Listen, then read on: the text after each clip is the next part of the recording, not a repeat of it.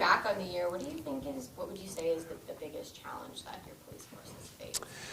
There's lots of challenges that we face. One of the biggest challenges is our staffing levels. We have submitted a 3-year staff stabilization plan, and I use the word stabilization. I'm not asking for the Cadillac version of police agencies. I'm looking to get us to a level where we're stable, where the strain that I look when I meet with the members in their eyes, be it a specialized unit or front line, where they're struggling to keep up. I want that strain to be relaxed so they have the opportunity to have proactive time to go out and do that. But that proactive work is so important, where the frontline person has an opportunity to stop and have a conversation with some kids and build a relationship, to do some traffic enforcement, which people talk to me a lot about, to look after and go after a prolific offender who is stealing, dealing drugs, committing violence, that we have the time to do that. That's what a really healthy police service will be, where you have that ability to proactively do the work that the community wants us to do. Some experts say that these increases to the budget aren't going to address the root of violent crime. There's different things that police do. We react to calls for service, right? And our calls for service are up significantly, like 17% over last year. That's a lot. We're obligated to go to these calls. So when that trend continues, that's more taxing on a service.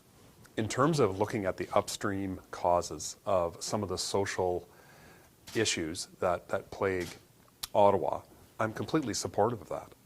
If we can, more mental health, more housing, more supporting the youth when they're younger so they go down a path that's more positive, looking at the addictions treatment that might be available for people that need that here. These are all things that I'm fully supportive of funding and ensuring that we have a robust programs to address that.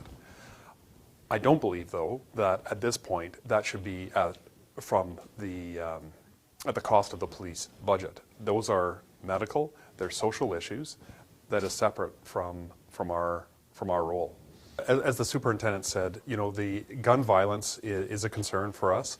The numbers are, over like he explained, over the years, there certainly were elevated from last year, but it's within the ballpark of most years. But it's concerning. One shooting is too many, and we have to adapt to that.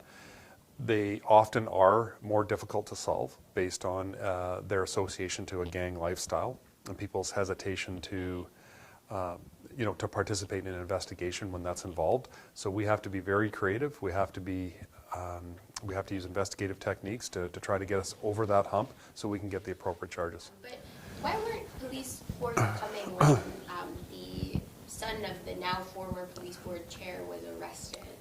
We arrest a lot of people, and when we arrest them and the information is sworn, which makes the charge official, we will say that this is your name, this is the age of the person, and they're from Ottawa, they're from Toronto. That's what we say. That's our standard text. We are not going to research and say that, oh, by the way, they're the nephew of the assistant whatever. We don't do that. It's not our business. It's personal when it comes to, these are adults, and who their parents are, who their relatives are, is not something for us to distribute. What the media digs up and comes to conclusions on, that's really their job. It's just not our job. We stay in our lane, and our lane is identifying who got charged, what their age and where they're from. That's what we're going to do.